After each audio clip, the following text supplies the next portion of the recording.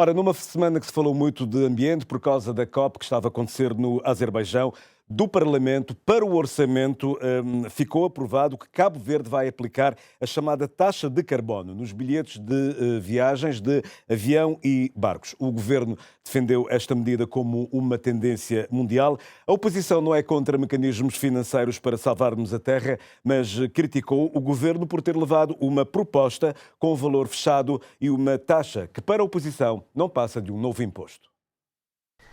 A taxa de carbono é um imposto criado em vários países e que incide sobre as emissões de dióxido de carbono resultantes da combustão dos combustíveis fósseis e produtos petrolíferos. O objetivo é incorporar os custos ambientais das emissões, incentivando a redução do uso de energias poluentes. Cabo Verde está num processo de transição energética e no orçamento do Estado estão medidas que o Governo quer que tenham impacto ambiental e uma delas é a taxa de carbono que entra em vigor em 2025.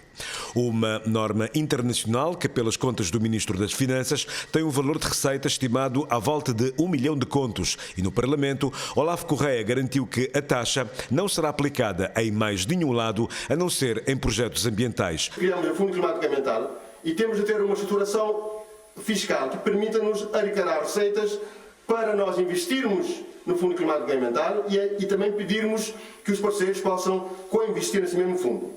Portanto, é uma norma já estabelecida internacional, aplica-se em Portugal, aplica-se em outras geografias, portanto, não é uma invenção jurídica cabo-verdiana. Em segundo lugar, nós estamos a falar de um valor, em termos de receita estimado, à volta de 1 milhão de contos, mas esse valor é uma receita consignada. Portanto, não vai ser utilizada para mais nada, a não ser para projetos que têm a ver com investimentos na ação climática. E mais, temos de estabelecer triggers, indicadores, benchmarks internacionais para permitir que as entidades internacionais acompanhem o resultado do investimento que estamos a fazer com a taxa de carbono. Portanto, haverá uma fiscalização nacional, mas também global, porque o clima não é um bem público apenas nacional, é um bem público global. Há interesse internacional nesse acompanhamento. Cabo Verde está em movimentações diplomáticas para reconverter a dívida pública em fundo climático e para Olavo Correia, este é um sinal que o país dá à comunidade internacional que o ambiente é uma prioridade. E nós não podemos também criar um fundo climático apenas para irmos pedir aos parceiros para meter um dinheiro. Cabo Verde tem de dar o exemplo.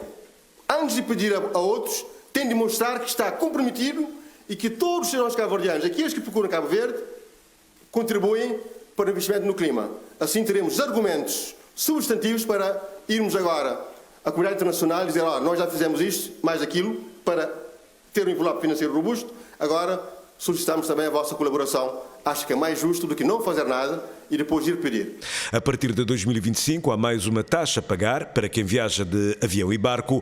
Todos os partidos dizem que a medida é boa para descarbonizar o país, mas mesmo com as recomendações, a oposição não alinhou na criação desta taxa de carbono com o valor de 550 escudos. Aqui é fazermos as coisas de acordo com a nossa Constituição e com as leis da nossa República. As recomendações podem existir, nós concordamos com elas. O que nós estamos a questionar ao seu governo é que perguntar se os impostos são criados por lei. Há entendimento, está de acordo que de facto nós estamos a criar um novo imposto em Cabo Verde, embora se diga taxa, não é verdade? E há, digamos, um número já fixado, 540 escudos. Mas a dúvida que nós temos é: mas então os impostos podem ser criados apenas por uma parte da população?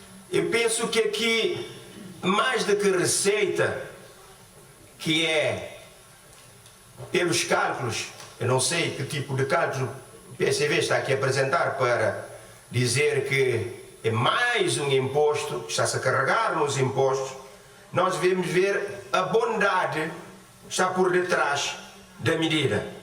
Deve ser visto sim como um instrumento de política climática essencial para o país. Que estudos foram feitos? Como é que podemos agravar?